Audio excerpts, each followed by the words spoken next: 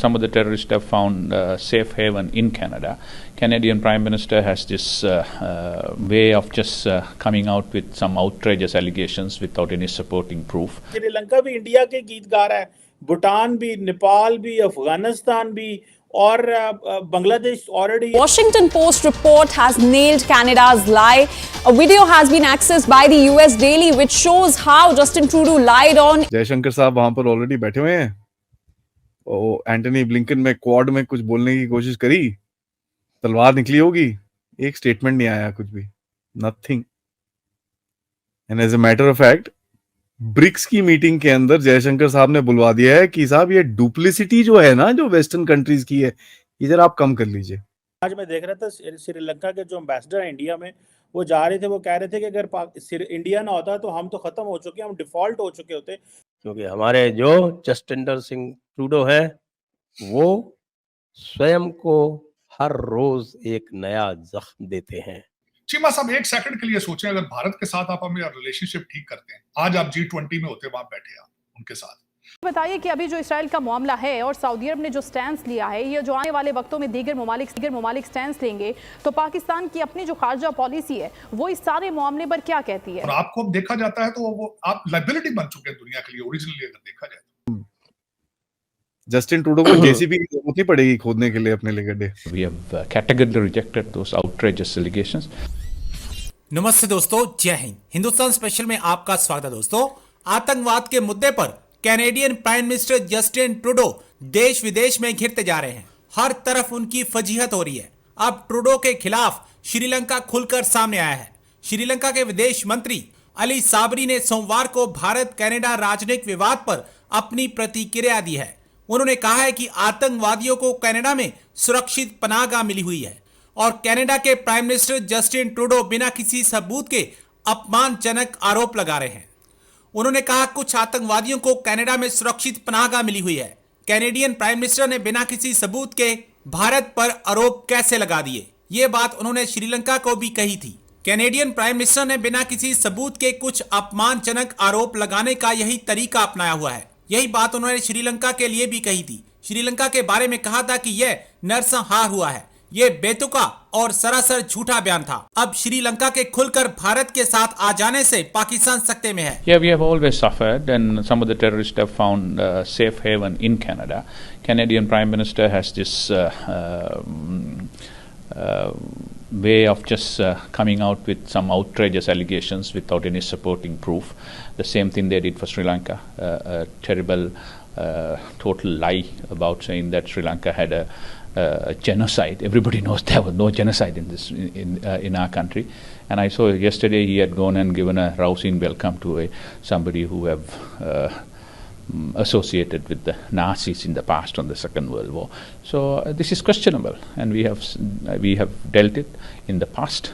We have categorically rejected those outrageous allegations. Doctor साहब एक point इसमें ऐड करते जो इस पे भी कमेंट करें। आज मैं देख रहा था श्रीलंका के जो एम्बेसडर है इंडिया में, वो जा रहे थे, वो कह रहे थे कि अगर इंडिया ना होता तो हम तो खत्म हो चुके, हम डिफॉल्ट हो चुके होते हमारी रिकवरी में। तो तारड़ साहब, इंटरनेशनली तो हमने देखा है कि हमारे फॉरेन मिनिस्टर और प्राइम मिनिस्टर की अमेरिकी लीडरशिप से मुलाकातें नहीं है, और रीजनली ये है कि हमारी किसी से भी कोई मुलाकात नहीं है। कि श्रीलंका भी इंडिया के गीत गा रहा है, भूटान भी, नेपाल भी, अफगानिस्तान भी, और बांग्लादेश ऑलरेडी अभी उनको। तो हम तो तारड़ साहब कुछ सोचने वाला है, सही है, या दिहाड़ियां ला देने पे? कोई नहीं सोच।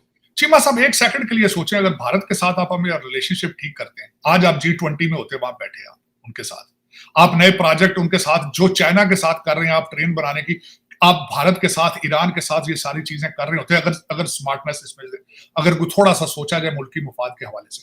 आज अफगानिस्तान के साथ आप ट्रेड करें, जो चीनी आप कहते हैं जी वहां स्मगल होकर जा रही है, आप लीगली वहां बेचते चीनी, आप आटा वहां बेचें उनके साथ।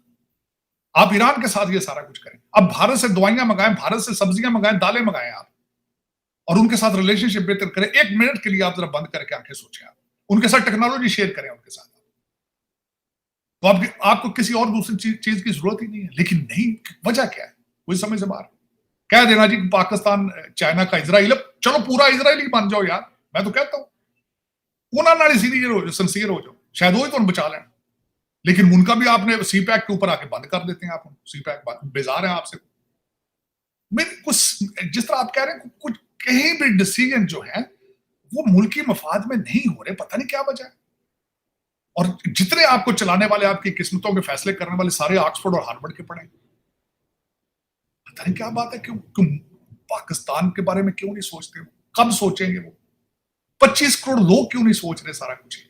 क्या वजह है? Why you are living on a daily basis? आप सुबह खाते हैं, शाम को सो के पता नहीं सुबह देखनी कि नहीं देखनी। हर बंदा, मुझे तो लग रहा है यही सारी जिंदगी का उसका खेल। अब मुझे ये बताएं, आपके इस वक्त जो डॉलर ढूंढने के लिए छापे पड़ रहे हैं, वहां नीचे जाते हैं बेसमेंटों से, अरबों रुपए निकल रहे हैं हर जगह से। आपके F6 में छापा मारा गया, अरबों रुपए निकले, ट्रकों में डाल के लेकर गए। चीनी, आटा, गंदम, दालें अरबों अरबों रुपए की स्टोर पड़ी हुई है। तार साहब, ये कौन सी इंसानियत और कौन सा मजहब ये कहता है? जयशंकर साहब वहां पर ऑलरेडी बैठे हुए हैं।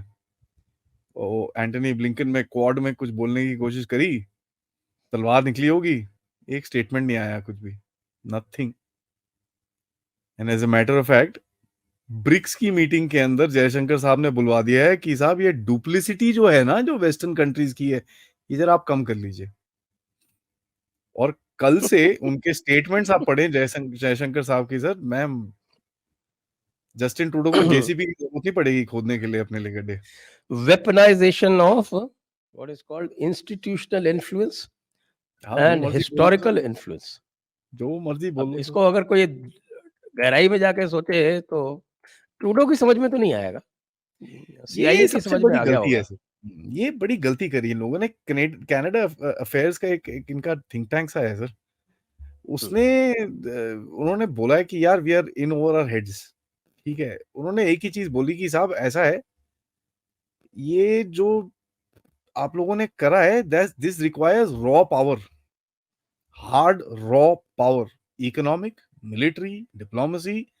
यू डोंट, आप पंगे नहीं लेते जब तक आपके पास ये है। बेसिकली कहने की बात है यार, जितनी चादर है उतने पैर फैलाओ, उसके आगे औकात मत में जाओ। रहो बेसिकली। ठीक है, ये वो खुद बोल रहे हैं, ठीक है सर। तो आज देखिए हमारे जो क्रिटिक्स हैं भारत में, ये थोड़ा शुरू करते हैं, उसके बाद जसविंदर सिंह टूडू पे जाएंगे। हमारे क्रिटिक्स क्या बोल रहे हैं, यार आप बहुत लाउड हो, ट्रोल की आर्मी निकली हुई है पूरी, ये वो, आप बहुत ज्यादा जोर से बोल रहे हो, इतना भारत कभी बोलता नहीं था, भारत ने पूरी अपनी डिप्लोमेसी चेंज कर दी है, अच्छी बात नहीं है, Bharat is a quite country, हमको चुपचाप बात करनी चाहिए थी, ये वो। एक चीज है सर, आपने आज वेस्टर्न हेजेमनी के छत्ते में हमको गाली सुनती रहनी चाहिए जैसे पहले सुना करते थे। हाँ, मनमोहन सिंह जी और उससे पहले के लोग जो थे जी, जो एक मधुमक्खी का छत्ता है ना सब वेस्टर्न हेजेमनी का, आपने उसमें पत्थर नहीं फेंका, आपने तोड़ ताड़ के उसको फेंक दिया आगे। अब देखिए ये मधुमक्खियां घूम रही हैं इधर उधर,